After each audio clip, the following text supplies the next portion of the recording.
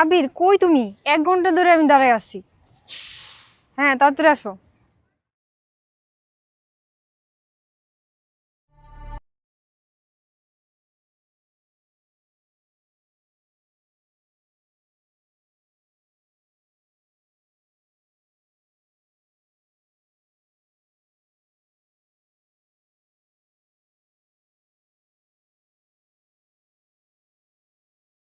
Please. এসবের কোনো মানে আছে আবির? তোমাকে আমি আকবর ভাইয়ের কাছ থেকে কিছু টাকা ধার নিয়ে দিলাম, তুমি এখন আকবর ভাইয়ের কল রিসিভ করো না। আকবর ভাই আমার ক্যাম্পাসের বড় ভাই, আমার সম্মানটা এখন ক্যাম্পাসে কোথায় যায় নামলো বলো তো? আরে বাবা, আমি টাকা দিয়ে দিব তো। আবির, তুমি এমন কেন? তুমি কি একটা কাজ খুঁজতে পারো না? আমার পরিবার আমার জন্য ছেলে দেখতেছে, তোমার কথা যে আমি বাসায় বলবো, কি বলবো আমি? তুমি কি বলার মতো কোনো পরিচয় বানিয়েছো? আরে বাবা, চাকরি খুঁজতেছি তো, না পেলে কি করব? আবির, আমি তো তোমাকে লাখ টাকার চাকরি করতে বলিনি।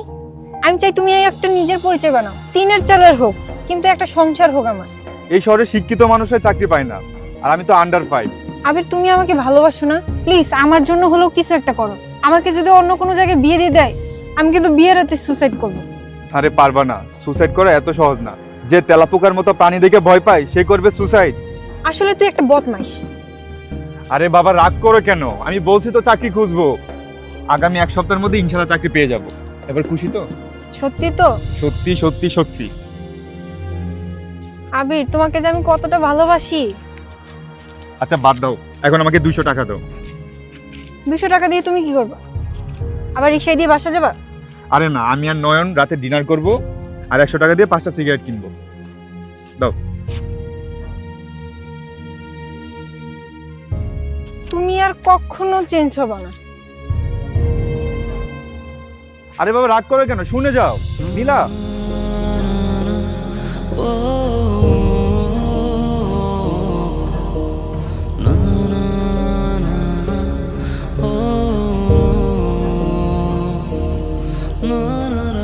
সারাদিন ঘুরেও একটা চাকরি ম্যানেজ করতে পারলাম না।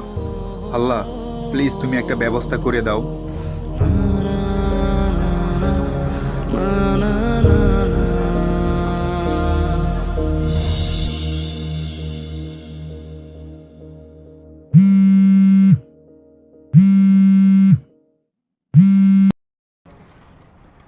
হ্যালো, কে বলছেন? আবির, তুমি কাজ খুঁজতেছো তাই না? হ্যাঁ, কিন্তু কে আপনি? আমার বাসার ঠিকানা তোমাকে টেক্সট করেছি, চলে আসো, তোমার কাজের ব্যবস্থা হয়ে যাবে। ও আচ্ছা, ঠিক আছে।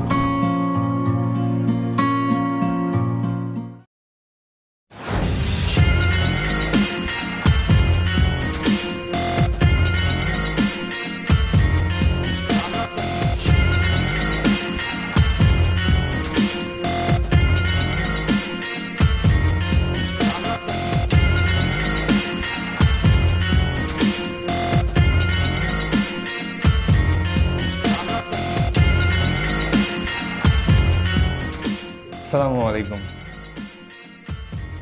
ওয়ালাইকুম সালাম। কি অবস্থা তোমার আবির?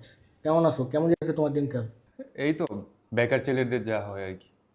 তো আপনি আমাকে চিনেন কিভাবে, আর আমার নামই বা জানলেন কিভাবে? সেটা গুরুত্বপূর্ণ না, আসলে জীবনে সমস্যা থাকবেই। তবে আবির, তুমি চাইলে তোমার জীবনের সব সমস্যা এক মুহূর্তে শেষ করে ফেলতে পারো। আপনি শুধু বলেন কি কাজ করতে হবে, আমি যে কোনো কাজ করতে রাজি আছি।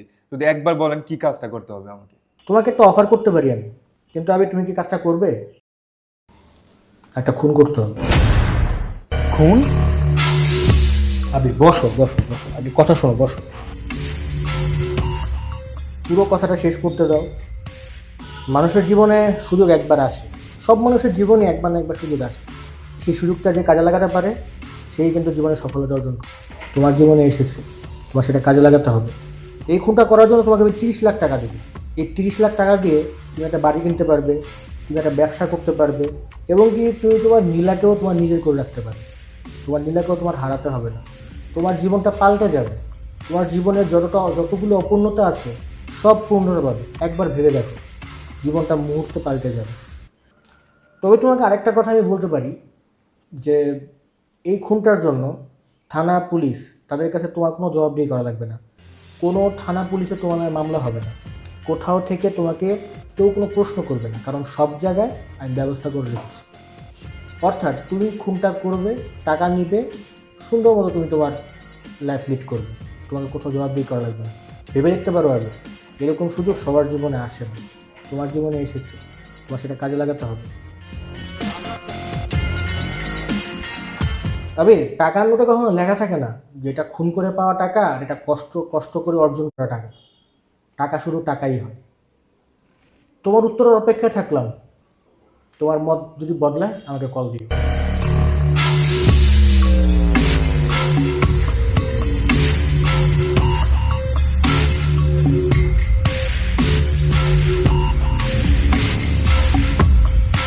এরকম সুযোগ সবার জীবনে আসে না, তোমার জীবনে এসেছে, তোমার সেটা কাজে লাগাতে হবে।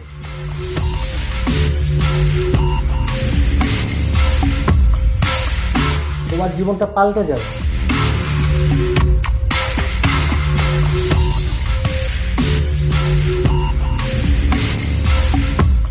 এই শহরে টাকা ছাড়া এক মুহূর্ত টেকা মুশকিল।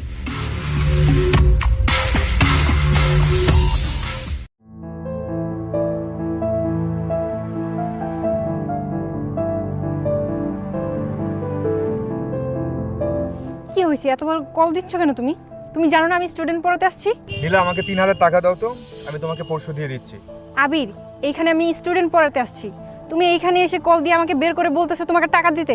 তোমার কি বিবেক বিবেচনা নাই? আরে দাও না, পকেটে 1 টাকাও নাই, গতকাল থেকে কিচ্ছু খাইনি, তাছাড়া বাড়ি ভাড়াও কিছু টাকা বাকি আছে, আমি পরশুদিন তোমাকে দিয়ে দিচ্ছি। আমার কাছে 1 টাকাও নাই। তুমি এখন আমার সামনে থেকে যাও তো। তুমি আর কখনো আমাকে ফোন দিবা না, আর আমার সামনেও আসবে না।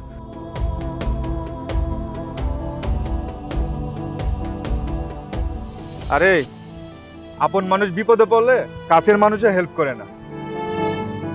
আমারই ভুল হয়েছে তোর মতো রাস্তার ছেলের সাথে রিলেশন করা। 2 দিন পর পর খালি টাকা দাও টাকা দাও। তুই আর কখনো আমার সামনে আসবি না, আর আমাকে ফোন দিবি না।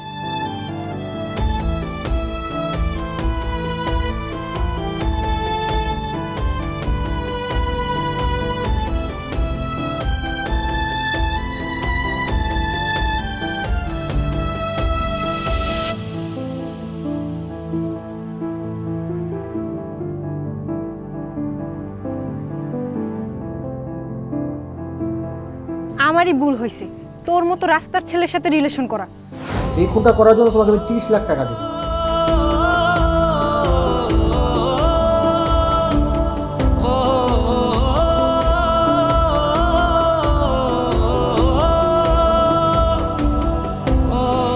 তুই আর কখনো আমার সামনে আসবি না, আর আমাকে ফোন দিবি না।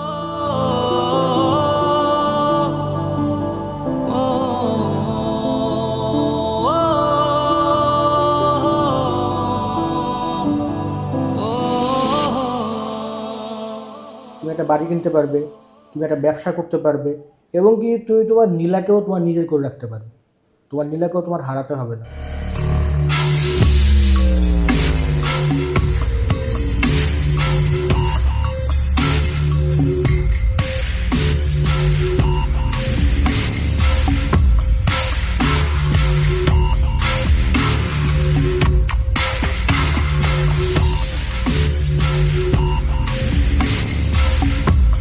এই খুনটার জন্য থানা, পুলিশ তাদের কাছে তোমার কোনো জবাবদিহি করা লাগবে না।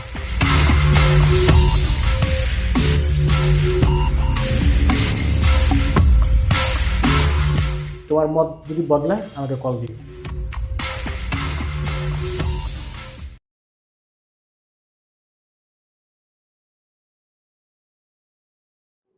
আমি খুন করতে রাজি।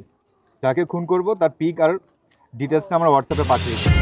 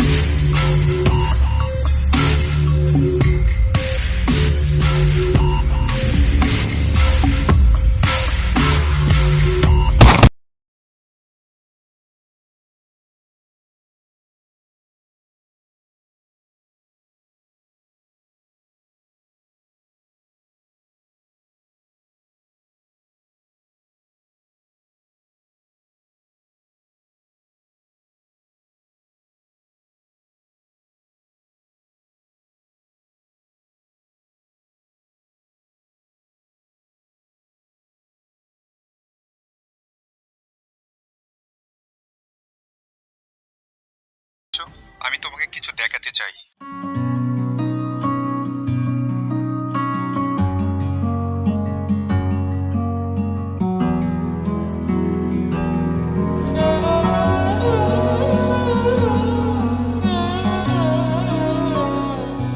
কি ভাবছিলা তুমি আমার কখনো ভালো দিন আসবে না?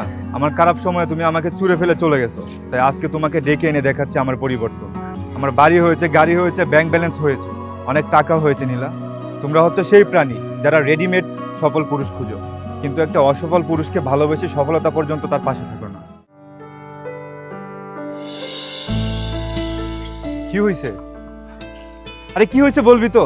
যে লোকটা দেখুন করছস, তার বাসা থেকে একটা ছোট বাচ্চার ছবি হয়েছে।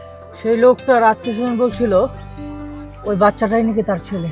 ছোটবেলায় সে বাচ্চাটা হারিয়ে যায়, এরপর সারা জীবন সে বাচ্চাটাকে খোঁজে। আবির, ওই বাচ্চাটার ছবি এবং তোর ছোটবেলার ছবির সাথে একদম মিলে গেছে। মানে? আবির, ওই লোকটা তোর বাবা ছিল, তারা তুই ছোটবেলা হারাই ফেলছিস। আবির, তুই তোর বাবার খুন করছিস। আমি যাই, আমারও কাজ আছে, আমি আরো খবর নেই, আমি যাই।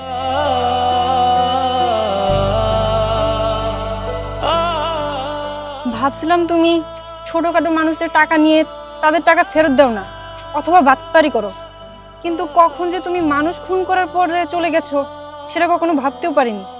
ভাবছিলাম হয়তোবা তোমাকে ক্ষমা করে দিয়ে ভালো থাকবো, কিন্তু মানুষ খুনের কোনো ক্ষমা হয় না। তুমি অমানুষ হয়ে গেছো।